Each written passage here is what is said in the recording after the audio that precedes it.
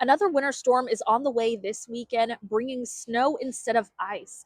And power crews say the best thing you can do to keep the lights on is to stay home. We spoke with Duke Energy and Blue Ridge Energy up in the mountains.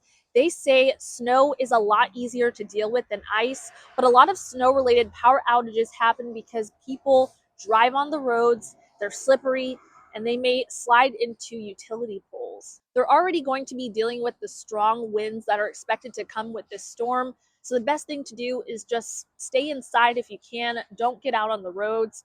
And while you're at home, make sure that you keep yourself comfortable and save energy. You can do that by closing off any drafts that may be in your house. Use space heaters safely. And when you're setting your thermostat, put it a little bit lower at a comfortable setting, but a good one that will conserve energy.